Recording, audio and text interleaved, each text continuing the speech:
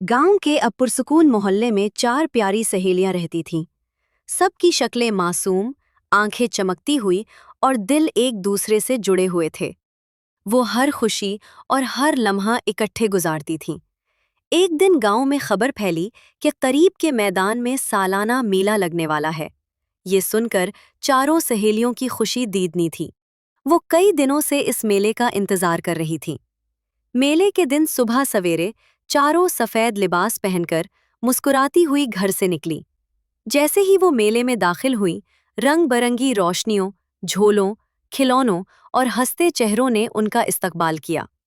हर तरफ खुशी ही खुशी थी। अचानक उनकी नज़र एक रंगीन ट्रेन पर पड़ी, जो सीटी बजाती हुई मेले के गिर्द घूम रही थी। चारों सहेलियां खुशी से तालियां बजाते हुए ट्रेन में बैठ गईं।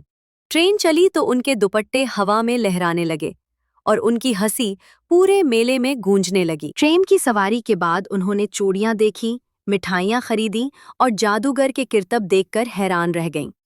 एक लम्हे को एक सहेली भीड़ में पीछे रह गई, मगर जल्द ही सब दोबारा मिल गईं। इस लम्हे ने उन्हें सिखाया कि सच्ची दोस्ती कभी जुदा नहीं होती।